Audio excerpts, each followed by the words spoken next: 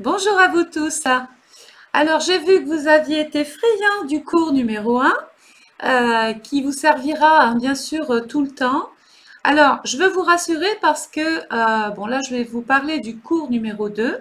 Et dans ce cours numéro 2, il y a le bélier aujourd'hui et la planète qui appartient au bélier, avec, vous allez voir, tout un tas de petites choses avec lesquelles vous allez toujours vous amuser. C'est important, hein.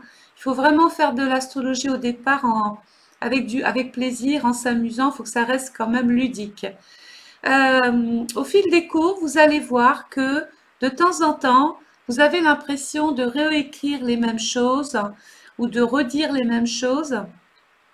C'est un petit peu le but parce que c'est en répétant les choses ou c'est en refaisant certains travaux qu'on apprend parfaitement l'astrologie et après ça va vous permettre de faire cette gymnastique astrale amusante avec votre propre thème ou celui d'un proche. Donc, je vais faire. Alors, dans ce cours, il y a un petit peu plus de lecture. Je vais faire en sorte que vous ayez le temps de lire tout. Mais si pour certains, ça va un petit peu trop vite, vous appuyez simplement sur pause et je vous invite à mettre la vidéo en grand écran pour pouvoir vraiment avoir une bonne visibilité de tout ce qui est écrit.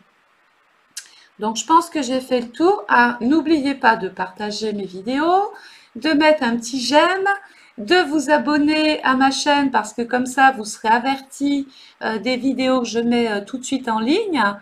Et puis, bah, je continue de lire évidemment tous vos commentaires qui me touchent. Je pense à Muriel, je pense à Malinois, je pense à Niki. Enfin, je les ai comme ça de mémoire parce que je sais que ce sont des personnes qui me suivent régulièrement. Donc écoutez, je ne prends pas plus de place sur la toile. Je vais vite d'ailleurs disparaître pour vous laisser prendre connaissance de ce deuxième cours sur les béliers. Je vous souhaite une agréable journée et je vous dis à très bientôt. Au revoir.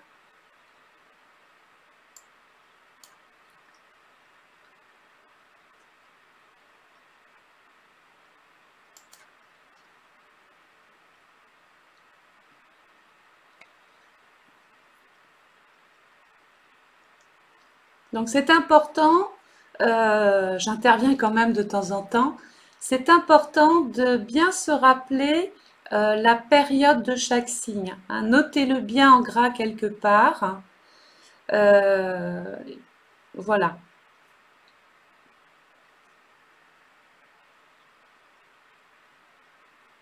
Donc n'oubliez pas, hein, si ça va un peu trop vite, faites pause, hein.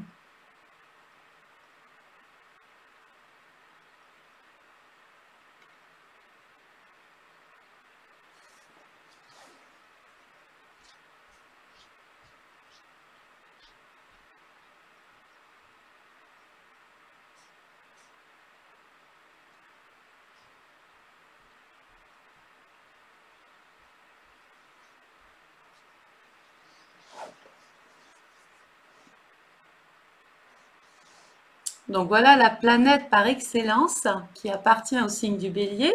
Je vous invite à la chercher sur votre carte astrale, hein, de voir si elle forme une conjonction, un carré. On abordera tout ça bien sûr plus tard, hein, ne vous inquiétez pas. Mais ce sont des informations qui vous serviront.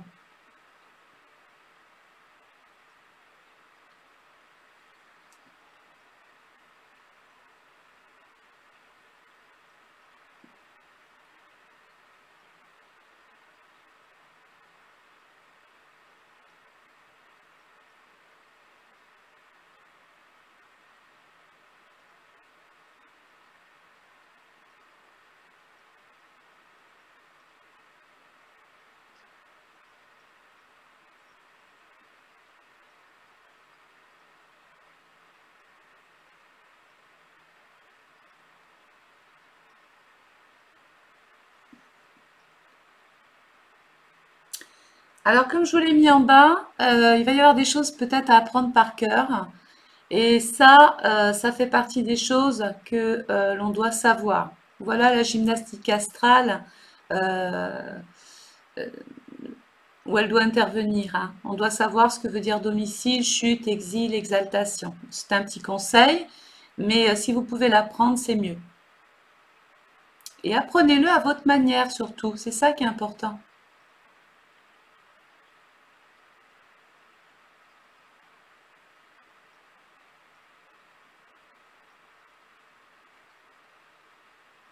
Donc là, je vous ai mis un tableau récapitulatif, c'est plus simple hein, visuellement. Mais vous savez par exemple que quand Mars tombe dans la balance, bon, bah, c'est pas une planète qui va être à l'aise avec le signe de la balance parce qu'elle est en exil. Donc ici, j'ai fait un petit récapitulatif personnel, mais faites votre propre travail, hein. C'est toujours à titre d'exemple hein, que je mets les choses.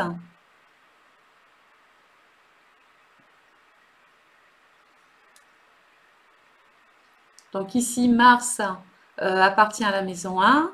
Elle est en domicile quand elle tombe en maison 1 et en maison 8. Elle est en chute quand elle tombe en maison 4, etc. hein.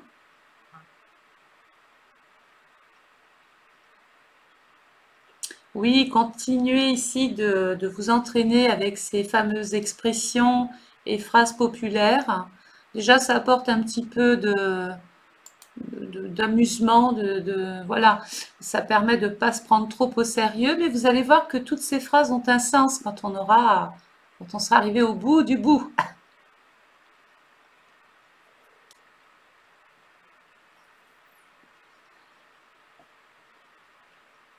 Donc Mars est très bien, hein, là, dans le signe du Verseau, il n'y a pas de problème, c'est un signe d'air, Mars est un signe de feu, d'une planète de feu. Là, elle se trouve dans la maison 11, a priori, il n'y a pas de contradiction majeure. Hein. La seule contradiction, c'est l'opposition que Mars fait à Neptune en maison 5. Donc, je n'ai pas trop développé parce qu'on n'en est pas encore là, mais déjà, on voit qu'il y a une problématique.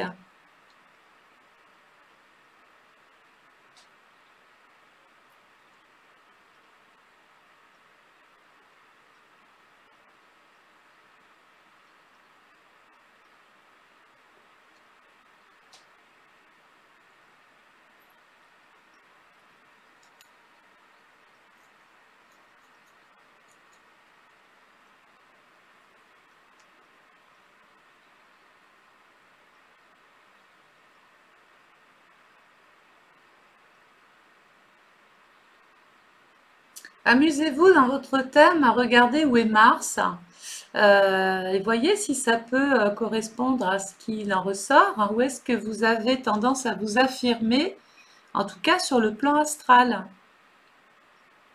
Vous voyez par exemple sur cette carte, on peut penser que le sujet aime s'investir dans des projets d'envergure. C'est un futuriste, c'est un visionnaire, parce que dans le Verseau, c'est quand même le signe, pardon, analogue à tout ce qui est un petit peu futur, technologie moderne, radio, télévision, les ondes.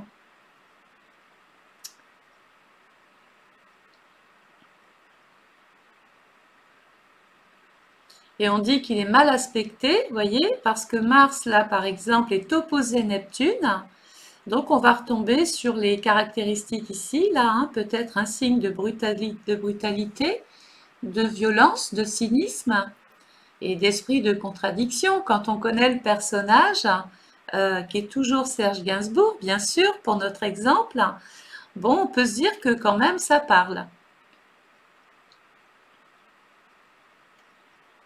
Voilà, ce cours est terminé. Je vous remets un petit peu sur le dernier si vous n'avez pas eu le temps de lire. J'attends vos commentaires. J'espère que vous allez prendre du plaisir à apprendre l'astrologie à un rythme lent. Prenez votre temps surtout, hein. Ne vous précipitez pas, ça ne sert à rien.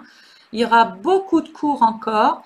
Donc vraiment, organisez-vous pour toujours retrouver facilement vos documents. Je vous souhaite une agréable journée. J'ai été ravie de passer ce petit moment avec vous et je vous dis à très bientôt. Bon cours, au revoir.